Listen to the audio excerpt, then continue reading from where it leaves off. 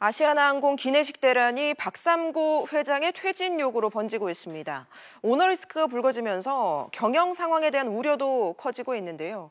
아시아나항공은 채권단인 산업은행의 관리를 받고 있는데 자구 계획을 제대로 지켜낼 수 있을지 의구심이 커지고 있습니다. 먼저 윤지혜 기자가 보도합니다.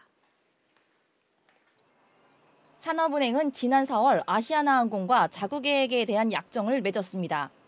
산업은행이 내부에서 작성한 문건에 따르면 아시아나항공은 올해 시장에서 5천억가량을 확보하고 1조 원이 넘는 자금을 추가로 빌리기로 했습니다.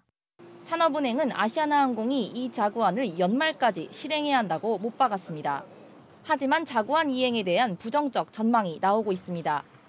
지난 2월 아시아나항공은 약 3천억 원을 조달하기 위해 영구채 발행을 추진했으나 투자자 모집에 실패해 연기했습니다. 원래대로라면 7월에 다시 추진해야 하지만 아직 엄두도 내지 못하고 있습니다. 박삼구 금호 아시아나그룹 회장에 대한 퇴진 요구 등 오너리스크까지 불거졌기 때문입니다. 주채권단인 산업은행은 이러한 상황을 예의주시하고 있습니다. 분기 결산 나올 때마다 보고서들이 나오니까 그걸 계속 보면서 저희가 체크를 하겠죠. 그리고 회사한테도 여쭤볼 거고 당연히 체크를 해야 되니까요. 2분기 지난 상황이고 지금은 막 불거지고 있는 상황이긴 한데 회사하고 경영진하고 밀접한 관련이 있긴 하겠지만 지금 그렇게까지 이게 영향을 미칠까 계속 지켜봐야 될 것 같은데. 아시아나항공의 차입금은 총 4조 원, 이 중 2조 원에 대한 만기가 연말에 돌아옵니다. SBS CNBC 윤지혜입니다. 아시아나항공이 이번엔 진에어처럼 불법 등기이사 논란에 휩싸였습니다. 앞서 보도한 윤지혜 기자가 나와 있습니다. 윤 기자, 불법입니까 아닙니까? 네, 전해드린 대로 2004년 3월부터 2010년 3월까지 6년간 미국 국적자인 브래드 병식 박 씨가 아시아나항공의 등기이사로 재직한 사실이 드러났습니다. 그런데 그 다음이 논란이 되고 있습니다. 국토부는 이런 상황을 파악하고 있었던 것으로 밝혀졌고요. 나아가 국토부는 외국인을 등기이사로 앉힐 경우 무조건 면허를 취소하도록 항공법이 개정된 건 2012년이다. 즉 아시아나항공은 그 전이기 때문이다. 이런 입장을 밝히고 있습니다. 네, 법 개정 이전의 일이기 때문에 제재할 수 없다는 얘기인데 그럼 당시에 국토부가 알고 있었다고 했는데 당시에는 그럼 별다른 조치가 없었다는 거죠? 네, 바로 그런 지적들이 나오면서 국토부와 항공사 간 유착설까지 불거지는 상황입니다.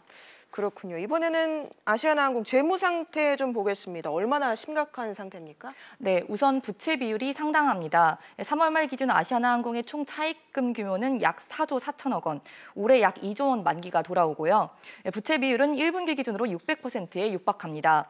금호 아시아나그룹은 지난 2010년부터 주력 계열사 중심으로 고강도 구조조정 방안인 자율협약을 거쳤는데요. 그럼에도 불구하고 이 부채가 과다하다 보니 아시아나항공은 올해 별도로 주채권은행인 산업은행과 약정을 맺고 관리를 맡게 된 상황입니다. 네, 그럼 자구 계획을 이행을 해야 할 텐데 지금 오너 리스크가 어떤 영향을 줄까요?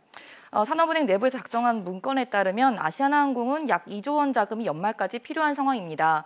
약 1조 원은 시장을 통한 자금 조달, 나머지는 이제 계열사를 담보로 한 차입을 일으키는 건데요. CJ에 대한 통운 주식 매각, 금호성 매각은 완료했지만 원래 2분기에 하기로 한 영구채 발행은 성공하지 못했습니다.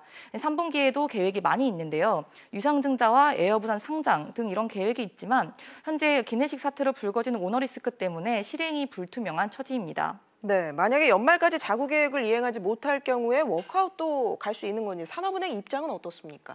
네, 산업은행 얘기를 들어보면 전반적으로는 좀 더 지켜보자는 입장입니다. 우선 아직은 2분기니까 시간이 남았다고 보고 있는 것 같습니다.